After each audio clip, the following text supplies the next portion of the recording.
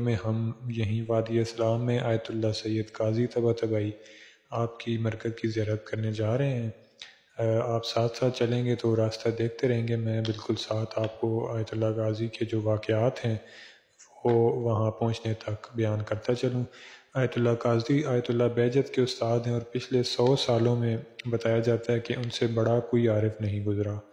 آپ سے کسی نے پوچھا کہ مولا علی علیہ السلام کی میں نے فلاں فضیلت سنی ہے، کیا یہ فضیلت سچ ہے یا نہیں؟ تو آیت اللہ قاضی نے جواب دیا کہ میں حضرت سلیمان علیہ السلام کے زمانے سے ایک جو مخلوق یہاں پر موجود ہے نجف میں اس سے پوچھ کر بتاؤں گا۔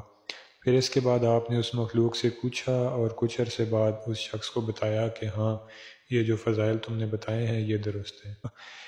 اور یہ مقام آیت اللہ قاضی کو کیسے ملا؟ اس بارے میں وہ خود فرماتے ہیں کہ ایک بار کربلا حرم مولا عباس علیہ السلام میں گئے تو ایک دیوانہ شخص وہاں بیٹھا ہوا تھا۔ وہ آپ کے پاس آیا اور آپ کے کان میں کچھ کہا، اور کہا کہ تمام عرفاء اور صالحین کا امیر المومنین کے پاس جو آج واسطہ ہے وہ حضرت عباس ابن علی ہے۔ تو انہیں محسوس ہوا کہ جو کچھ اس دیوانے نے کہا ہے اس نے خود نہیں کہا مگر حضرت عباس نے اس سے کہلوایا ہے۔ تو یہ وہ پہلا دن تھا کہ جب آیت اللہ قاضی فرماتے ہیں کہ مجھ پہ اللہ تعالیٰ نے آسمان کے دروازے کھلنا شروع کر دیے۔ تو یہ ایک اور واقعہ تھا۔ اس کے ساتھ ساتھ علماء بیان کرتے ہیں کہ نجف میں ہی ایک قاسم نامی شخص تھا جو کہ اوباش تھا اور لوگوں کو ہمیشہ تنگ کیا کرتا تھا۔ تو آیت اللہ قاضی کا وہ بہت احترام کرتا تھا، کیونکہ یہ عالم دین تھے، سید تھے، تو ان کا وہ بہت احترام کرتا تھا۔ یہ مومنین کرام میرے بائیں سائڈ پہ آیت اللہ قاضی کی تصویر لگی ہوئی ہے، اور یہ ان کی یہاں پہ مرکز ہے، یہاں سے اندر جائیں اور ساتھ ساتھ میں آپ کو جو ہے وہ زیارت کرواؤں گا۔ تو وہ شخص آیت اللہ قاضی کا بہت احترام کرتا تھا۔ ایک دن آیت اللہ قاضی سے اس کی ملاقات ہوئی تو وہ اپنی جگہ سے اٹھا اور سینے پہ ہاتھ رکھ کر آیت اللہ قاضی طباطبائی کو سلام کیا۔ آیت اللہ قاضی نے اس سے فرمایا کہ تم کافی عرصے سے میرے دوست ہو، تو آج اس دوستی کی خاطر تم مجھ سے وعدہ کرو کہ تم ایک کام کرو گے۔ تو اس نے کہا کیا؟ تو آیت اللہ قاضی نے فرمایا کہ آج رات تم نماز شب کے لیے اٹھو گے۔ اب وہ شخص تو نماز تک نہیں پڑھتا تھا، اور آیت اللہ قاضی سے کہنے لگا کہ میں تو نماز فجر تک نہیں پڑھتا، تو نماز شب کیسے پڑھوں گا؟ آیت اللہ قاضی نے فرمایا کہ تم نے وعدہ کیا ہے کہ تم کرو گے، تو اب تم ارادہ کرو، اور جس وقت کا ارادہ کرو گے اس وقت تمہاری آنکھ کھل جائے گی۔ تو اس نے سونے سے پہلے رات میں ایک خاص وقت اپنے ذہن میں رکھ لیا، اور جب ارادہ کیا اور سویا تو اسی وقت اس کی آنکھ کھلی۔ تو جب وہ اس کی آنکھ کھلی اسے ایک عجیب سی خوشی محسوس ہوئی۔ وضو کے لیے گھر کے صحن میں آیا تو اس کی آنکھوں سے آنسو جاری ہو گئے۔ اس نے آسمان کی طرف رخ کیا اور اللہ تعالیٰ سے راز و نیاز کی باتیں کرنے لگا۔ کہا اے اللہ، کتنے ہی وہ لوگ ہیں جو اس وقت تیری عبادت میں مشغول ہیں، تجھے ان سب کا واسطہ کہ مجھے معاف کر دے۔ اور پھر یہ قاسم تھا جو کہ آیت اللہ قاضی کا شاگرد بھی بنا، اور بتایا جاتا ہے کہ لوگ تبرکن اس کا جھوٹا کھانا کھایا کرتے تھے۔ تو یہ آیت اللہ قاضی جو کہ روح کے ڈاکٹر کہا جاتے ہیں ان کو، کیسے انہوں نے ایک شخص کی زندگی بدل دی۔ مومنین کرام، ہمارا عقیدہ ہے کہ اہل بیت علیہ السلام علم غیب رکھتے ہیں اللہ تعالیٰ کے اذن سے، اللہ تعالیٰ کی اجازت سے۔ لیکن نہ صرف اہل بیت بلکہ اہل بیت کے بھی جو چاہنے والے ہیں، جو ہمیں اپنے آپ کو خود اس مقام تک پہنچاتے ہیں، وہ بھی اس عرفان کی منزل کو طے کر سکتے ہیں۔ جس طرح آیت اللہ قاضی کے بارے میں مشہور ہے کہ ان کا ایک شاگرد کہتا ہے کہ آیت اللہ قاضی کا معمول تھا کہ آپ روزانہ 1 گھنٹہ وادی اسلام میں جا کر بیٹھا کرتے تھے۔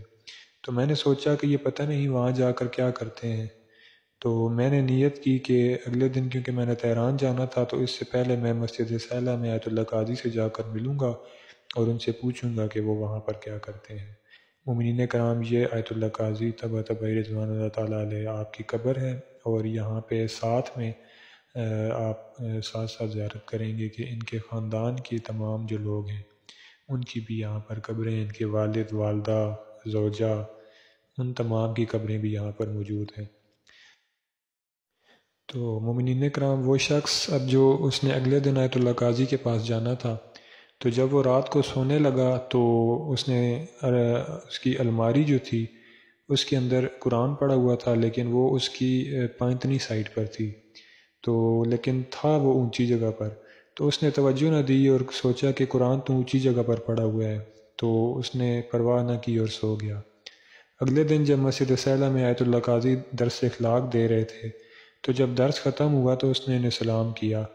ابھی سلام ہی کیا تھا کہ خود بخود آیت اللہ قاضی نے اس سے فرمایا کہ تہران مت جاؤ، تمہارے حق میں بہتر نہیں ہے۔ پھر ساتھ ہی ابھی یہ کچھ بولتا کہ آیت اللہ قاضی نے فرمایا کہ قرآن اوپر ہو یا نیچے، اس کی بے ادبی نہ کیا کرو۔ تو وہ شخص کہتا ہے کہ میں حیران ہو گیا کہ ابھی تو میں نے ان سے سوال بھی نہیں کیا، تو انہیں کیسے پتا کہ میں تہران جا رہا ہوں؟ تو ابھی یہ سوچ ہی رہا تھا کہ آپ نے فرمایا کہ تم جو سوچ رہے ہو کہ میں یہ سب کیسے جانتا ہوں، تو یہ وہی وادی سلام میں جانے کا صلہ ہے۔ آیت اللہ قاضی جب دنیا سے چلے گئے تو ایک دفعہ ایک شخص کے خواب میں آئے۔ اس شخص نے آیت اللہ قاضی سے پوچھا کہ بتائیں کون سا ایسا کام ہے کہ جو آپ کی حسرت رہی ہے کہ کاش میں دنیا میں وہ کام زیادہ کرتا تو جو کہ میں نے نہ کیا۔ تو آیت اللہ قاضی نے فرمایا کہ میری ایک ہی خواہش ہے کہ کاش میں زیارت عاشورہ دن میں کئی بار پڑھا کرتا اور قرآن مجید کی تلاوت بھی زیادہ سے زیادہ کیا کرتا۔ تو یہ مومنین کرام، اتنے بڑے عارف اور اتنی بڑی پہنچی ہوئی ہستی، وہ یہ فرما رہے ہیں کہ زیارت عاشورہ زیادہ سے زیادہ پڑھیں اور قرآن کی تلاوت بھی زیادہ سے زیادہ کیا کریں۔ اسی طرح آیت اللہ قاضی نے نماز کی اہمیت بتاتے ہوئے فرمایا کہ جو شخص اول وقت نماز پڑھے اور کسی مقام تک نہ پہنچے تو قیامت کے دن وہ میرا گریبان پکڑے۔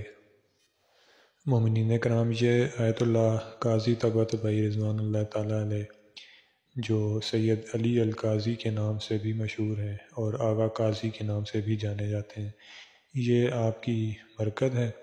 اور یہاں پہ آپ نے دیکھا کہ 7 جو قبریں ہیں، یہ ان کے اہل خانہ، ان کے والد، ان کی والدہ اور زوجہ، ان کی قبریں ہیں۔ تو مومنین سے میں گزارش کروں گا کہ جب بھی آپ وادی اسلام میں آئیں تو اس زیارت پر ضرور آیا کریں۔